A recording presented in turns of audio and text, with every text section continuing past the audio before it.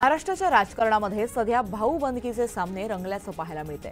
या सर्वाधिक राजकीय संघर्ष हा काका पुतळ्यांमध्ये सुरू असल्याचं चित्र पाहायला मिळतं। या संघर्षातून छगन भुजबळांनी केलेल्या एका विधानानं काका आणि पुतण्यातील राजकीय दुराव्याचा इतिहास पुन्हा एकदा उघड झालाय। महाराष्ट्रातल्या राजकारणात काका पुतण्याच्या जोड्या आणि वाद काही नवा नाही।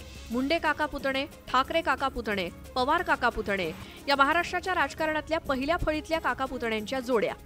येत्या निवडणुकीत महाराष्ट्राच्या राजकारणात काका पुतण्याचं राजकारण एका नव्या वळणावर आलंय।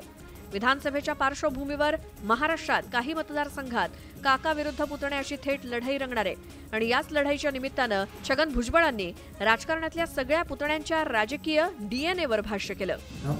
पुतणे कंपनी जी आहे ते सगळे काकांचं काय ऐकतातच असं काही वाटत नाही, म्हणून म्हटलं सगळ्या राजकारणातील सगळे पुतणे जे आहेत त्यांचा एक वेगळाच डीएनए आहे असं वाटायला लागलं।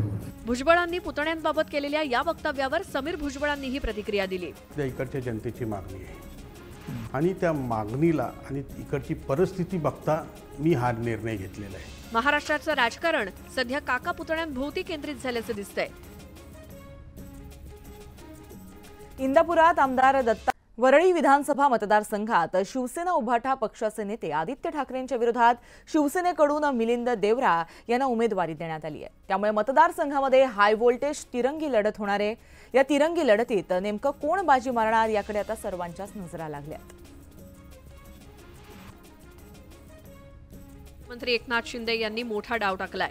आदित्य ठाकरेंविरोधात वरळीमध्ये मिलिंद देवरा यांना शिवसेनेकडून तिकीट देण्यात आलंय। मिलिंद देवरा सध्या राज्यसभेचे खासदार आहेत, मात्र त्यांना आमदारकीसाठी वरळीतून मैदानात उतरवण्यात आलंय। त्यामुळे वरळीमध्ये आता हाय व्होल्टेज तिरंगी लढत होणार आहे। विद्यमान आमदार शिवसेना ठाकरे गटाचे आदित्य ठाकरे यांच्या विरोधात मिलिंद देवरा विरुद्ध मनसेचे संदीप देशपांडे अशी ही लढत असणार आहे। वरळीकरांना अनेक वर्ष न्यायाची प्रतीक्षा होती, मात्र आता आम्ही आमचं व्हिजन मांडणार अशी पोस्ट करत देवरा यांनी आपली उमेदवारी जाहीर केली। शिवसेना भाजपची युती असल्यामुळे आदित्य ठाकरेंसाठी पहिली निवडणूक तुलनेनं सोपी गेली होती, मात्र यावेळी मनसेकडून संदीप देशपांडे आणि आता शिवसेनेकडून मिलिंद देवरा यांचं तगडं आव्हान आदित्य ठाकरेंच्या विरोधात उभं ठाकलंय। इंदापुरात आमदार दत्तात्रय भरणे यांनी उमेदवारी अर्ज दाखल केला। या निमित्तानं झालेल्या सभेमध्ये अजित पवार यांनी मात्र तुफान बॅटिंग केली। अलीकडे शरद पवार पक्षामध्ये गेलेल्या आणि उमेदवारी मिळवलेल्या हर्षवर्धन पाटलांवर त्यांनी निशाणा साधला। अमित शहा यांना दारात तरी उभं करतील का असा टोला यावेळेस त्यांनी लगावला। अजित पवार इंदापुरात दत्तात्रय भरणे यांचा उमेदवारी अर्ज भरण्यासाठी आले होते। यावेळी त्यांनी हर्षवर्धन पाटलांचा खरपूस समाचार घेतला। तुम्ही एकीकडे आम्हाला घरी खानदानाला नेलं, जेवायला घातलं, वाळलं आणि अदृश्य प्रचार केला। याला आता हर्षवर्धन पाटील यांनी राज्य सरकारच्या मागे लागून 300 कोटी रुपये आणले, पण त्याचं काय केलं असा सवाल त्यांनी केला। गोडगोड बोलून आमच्याकडून काम करून घेतलं, अमित शहा यांना दारात तरी उभं करतील का अशा शब्दात अजित पवार कडाडले। अमित शहांकडे मी गेल्यावर काम होईल का, ही बाबा गेल्यावर काम होईल? अमित शहा साहेब आता याला दारात तरी उभं करतील का? ही जायचंच धाडस करणार नाही।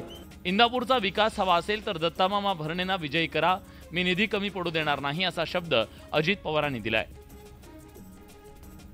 पुढे एक ब्रेकिंग बातमी आपण पाहतोय। उदय सामंत यांनी मनोज जरांगे पाटील यांची भेट घेतली आहे। आंतरवली सराटीमध्ये जरांगेंमध्ये आणि सामंत यांच्यामध्ये साधारण 20 मिनिटं चर्चा झाली। गेल्या 10 दिवसांमध्ये सामंत आणि जरांगेंची ही दुसरी भेट आहे।